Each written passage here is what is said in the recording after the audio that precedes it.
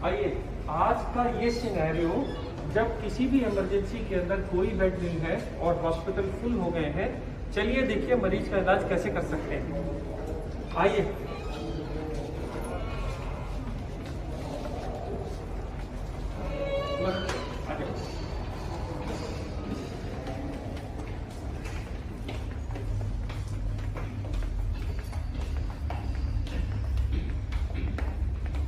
आप ऐसे लेट जाइए।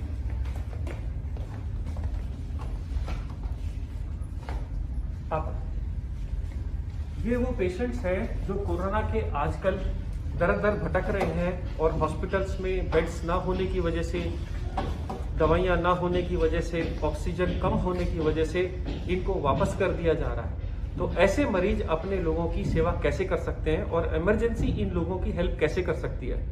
आपने जनरली देखा होगा इमरजेंसी में 4 या 5 बेड रहते हैं। मैं उन सब डॉक्टर्स को जिनकी छोटी छोटी क्लिनिक्स हैं जहाँ पे एक छोटा सा भी बेड अवेलेबल है, वो इन मरीजों को कैसे अटेंड करें एक 5 मिनट में सिखाने की कोशिश करता हूँ। देखिए, जब भी आपने एक पेशेंट को अटेंडर के साथ लिटा दिया, अब आप इनके पास जाएंगे तो आप कोशिश करेंगे कि आप एक गाउन डालिए, इससे कि ये इन्फेक्शन आपको मत हो जाए। तो सबसे पहले गाउन डाल लेना है। गाउन डाल लेने के बाद असेस करना है ये मरीज वाकई में आया किस मजबूरी की वजह से था।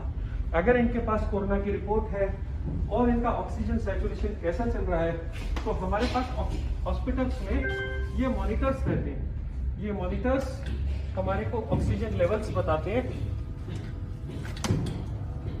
कि मरीज की ऑक्सीजन कैसे चल रही है।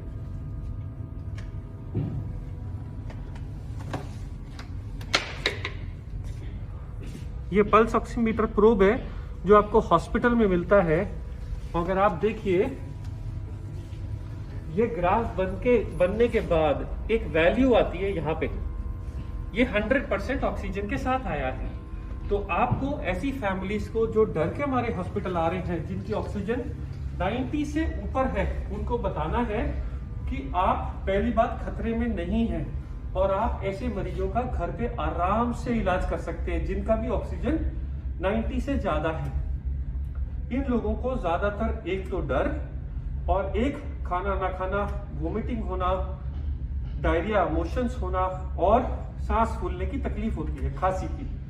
तो सबसे पहले आप इन पेशेंट्स के अटेंडर को समझाना है कि आप मार्केट में मिलने वाले रेगुलर माउथ वॉशेस या घर में गर्म पानी के साथ नमक के साथ गरारे करिए। इसके बाद ये लोग क्योंकि कुछ भी नहीं खाते हैं, इसलिए आपको घर का बना हुआ नींबू पानी, शिकंजवी जिसमें विटामिन सी बहुत अच्छा होता है, या मार्केट में बने बनाए ORS आते हैं जो आप पिला सकते हैं। कोशिश करिए मरीज को 2-2 घंटे पे कुछ ना कुछ देते रहिए। इसके बाद छोटे बच्चों का एक भूख लगने का सिरप आता है, सिप्रोहेप्टिडीन। ये कई नाम से मार्केट में आता है, बहुत अंडर यूटिलाइज्ड है। ये कोरोना का इलाज नहीं है, पर इससे भूख लग जाती है, भूख खुल जाती है। जैसे ही मरीज खाना खाना शुरू कर देता है, वो थोड़ा सा बेटर फील करने लगता है, उसमें फेथ आ जाता है। अब ज्यादातर कोरोना का ट्रीटमेंट जो भी हम हॉस्पिटल में करते हैं, वो उनके बुखार के लिए, छाती में खड़खड़ के लिए, सांस फूलने के लिए होता है। बुखार के लिए कई बार हम लोगों ने समझाया, मार्केट में आने वाली पैरास्टामोल की कई ब्रांड की दवाइयां जो 2 से 3 बार ली जा सकती हैं, 1 बार, 2 बार, 3 बार। अगर छोटा हो, कोई वेट में कम हो, तो गोली को आधा कर दीजिए। ये गोलियां ऑन द काउंटर अवेलेबल है और सेफ है। इसके लिए आपको मेडिकल प्रिस्क्रिप्शन की जरूरत नहीं है। पैरास्टामोल के लिए, एसिडिटी के लिए कई लोग पेंटोप्रोजोल, रेबिप्रोजोल खाते हैं। खांसी के लिए मार्केट में बहुत सारे सिरप आते हैं, सब एक जैसे हैं। अब ये तो हो गया सिर्फ सिम्टम्स का इलाज कि आप अपनी ऑक्सीजन चेक करिए, आप खाना खाइए, आप अपना सैनिटाइजेशन और मुंह साफ रखिए और तकलीफों की इलाज करिए। अब इसके अलावा क्या बचा? इसके अलावा अगर मान लो इसी मरीज का ऑक्सीजन कम होता और मैं बोलता ये ऑक्सीजन सिलेंडर मार्केट में मिलता है, तो इसको कैसे लगाते हैं लोग, बहुत घबराते हैं।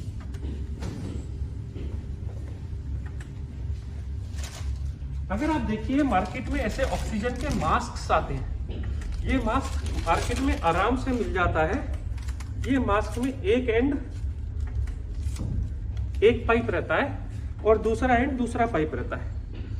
एक पाइप इस मास्क के साथ जुड़ जाता है, लो जुड़ गया।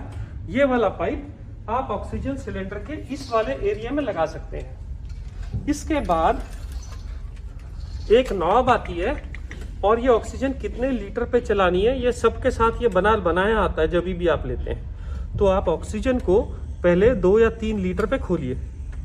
इसके बाद आप देखिए इसमें हवा आ रही है कि नहीं। पेशेंट्स को आराम से लिटा के ये ऑक्सीजन मास्क आप कंफर्ट करके लगा दीजिए और ये ऑक्सीजन देखते रहिए। मान लीजिए ऑक्सीजन थोड़ी देर 5 मिनट वेट करने के बाद नहीं बढ़ रही तो आप इसकी वैल्यू थोड़ी और बढ़ा सकते हैं। जैसे जैसे टाइम बीतता जाएगा और ऑक्सीजन इंप्रूव होती जाएगी, हर मिनट के साथ इसको थोड़ा थोड़ा घटाते जाएंगे कि हम 90 तक मेंटेन कर लें, क्योंकि ये सिलेंडर बहुत कम ऑक्सीजन के साथ आते हैं, ये एक दिन में खत्म हो जाते हैं। इसलिए आप कोशिश करिए कि ऑक्सीजन का यूज कम से कम करिए, ज्यादा नहीं। दूसरा, मार्केट में ये छोटे मॉनिटर्स आते हैं पल्स ऑक्सीमीटर बोल के। ये पल्स ऑक्सीमीटर सिर्फ एक बटन के साथ ऑन हो जाता है और ये एग्जैक्ट सेम रीडिंग देता है जो रीडिंग बड़ा मॉनिटर हॉस्पिटल में देता है। आप देखिए ये भी 100% बता रहा है ऑक्सीजन, और ये वाला पल्स ऑक्सीमीटर भी इस पेशेंट की ऑक्सीजन जब मापता है तो वो भी इसको 100 ही बताएगा।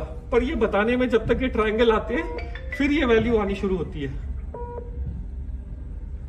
देखिए, तो ये छोटे पल्स ऑक्सीमीटर, बड़े पल्स ऑक्सीमीटर ऑलमोस्ट सेम तरह की इंफॉर्मेशन देते हैं। लोगों का सवाल ये है कि मार्केट में या तो ऑक्सीजन मिल नहीं रही और मिल रही है तो कम है, तो हम क्या करें।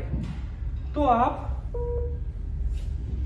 के पास क्योंकि ये ऑप्शन नहीं है या जिस टाइम पे ये ऑप्शन नहीं मिल रहा है, आप मरीज को समझाना पड़ेगा कि आप औंधे मुंह होके लेटिए। 1 तकिया, 2 तकिया, 3 तकिया, इस तरफ तकिया आपकी मर्जी है। कोशिश ये करें कि मरीज ऐसे उल्टा होके लेटे 10 मिनट 15 मिनट, उसके बाद अगर ट्राई करे तो वो लेट एक करवट भी ले सकता है। बट सबसे ज्यादा बेनिफिट औंधे मुंह से होता है। क्या ये साइंस है? 100% ये साइंस है। पुराने जमाने में जब लंग्स की डिसीज हो जाती थी और लंग्स बहुत बैडली खराब हो जाते थे तो भी ये वेंटिलेटर के ऊपर भी पेशेंट को उल्टा करा जाता था। उसका कारण क्या है? जो ये बैक साइड ऑफ लंग्स के अंदर जो एयर स्पेसेस है उसको कोरोना अफेक्ट नहीं करता, इसलिए पेशेंट को उल्टा करने से वो रिजर्व स्पेसेस खुल जाती है। उन रिजर्व स्पेसेस के साथ आदमी आराम से नई ऑक्सीजन बना सकता है और जब तक ऑक्सीजन नॉर्मल लंग बनाने नहीं लगता जब तक के लिए आपको सपोर्ट करता है। इस वक्त मरीज को कहना है कि ये पल्स ऑक्सीमीटर लगा के रखे और अब आप ऑक्सीजन चेक करिए। जब आप ऑक्सीजन चेक करेंगे और पेशेंट की ऑक्सीजन कम आ रही होगी, देखिए 97, अब आप डीप ब्रीदिंग करिए साहब। हाँ,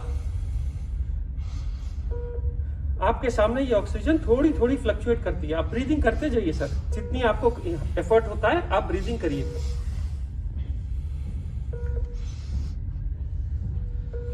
देखिए 97 से 98 हुआ, ब्रीदिंग करते जाइए सर थोड़ी थोड़े। 99 हुआ और आप देखेंगे उल्टा लेटने से 5% तक का बेनिफिट हो जाता है। 95 वाली ऑक्सीजन कभी कभी 98, 99 तक पहुंच जाती है। सिर्फ बगैर ऑक्सीजन के एक दिन में आधे से 2 घंटा उल्टा लेटने से बहुत फर्क पड़ जाता है। पर लोग पूछेंगे क्या ये इनफ है, क्या इसके अलावा और कोई ट्रीटमेंट है? जी हाँ है। बहुत सारी मार्केट में आज की तारीख में रेमडेसिविर इंजेक्शन के बारे में चल रहा है, ब्लैक भी हो रही है, शॉर्टेज भी हो गई है।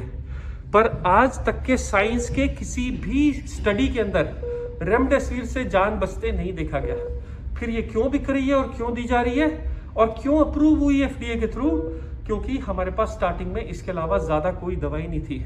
अगर आप डाटा में जाइए तो सच्चाई ये है कि दुनिया में आज तक सिर्फ 2 दवाइयां बनी हैं जो कोरोना में लोगों की जान बचाती हैं, जिसमें सबसे पहली दवाई का नाम है स्टेरॉइड का इंजेक्शन। ये स्टेरॉइड का इंजेक्शन जिसकी स्टडी यूके में हुई थी, इसको कहते हैं डेक्सामीथासोन। ये ना तो ब्लैक हुआ, ना लोग इसके पीछे भागे। क्यों नहीं भागे? क्योंकि अगर आप इसकी एमआरपी देखिए, ये 10 रुपए है। डेक्सामीथासोन के ऊपर यूके ने स्टडी निकाली है और पूरे वर्ल्ड में ये स्टेरॉइड दिया जाता है। ये इंजेक्शन रेमडेसिविर से ज्यादा जान बचा रहा है, और ये मैं ऑन रिकॉर्ड बोल रहा हूं। रेमडेसिविर से ज्यादा इफेक्टिव ये इंजेक्शन है, पर ये सब मेडिकल गाइडेंस के अंडर ही दिया जाता है। इसलिए रेमडेसिविर के पीछे भागना छोड़िए, जो अवेलेबल है जिससे हम अपने लोगों की जान बचा सकते हैं, जो हमारे पास इंडिया में सस्ता अवेलेबल है, आप उसके साथ जाइए। तो बाकी दवाइयों का क्या हुआ? बाकी दवाइयां जो हाइड्रोक्सी क्लोरोक्विन, जो आइवरमेक्टिन बोल के दवाइयां आई थी, वो सारी दवाइयां फेल हो गई ट्रायल्स के अंदर और उनको अब कोई यूज नहीं कर रहा है। इसके अलावा 100 में 17 लोगों को सीरियस कोविड इन्फेक्शन में क्लॉट्स बनने का खतरा रहता है। इसलिए उनको ब्लड थिनर का इंजेक्शन, एक क्लेक्सेन, या जो लोग घर चले जाते हैं डॉक्टर्स उनको ब्लड थिनर की टैबलेट दे देते हैं। ये ब्लड थिनर की टैबलेट्स 20 से 21 दिन तक दी जाती हैं और ये दवाइयां भी अंडर मेडिकल प्रिस्क्रिप्शन ही दी जाती हैं। जो लोग की ऑक्सीजन 93 से कम है, वही लोगों को इतने सब दवाइयों की जरूरत है। जो लोग नॉर्मल है, वो लोग नॉर्मल खाना या सिम्टोमेटिक ट्रीटमेंट से ही ठीक हो जा रहे हैं। स्टेरॉइड की जरूरत सिर्फ सेकेंड वीक में पड़ रही है। एक और चीज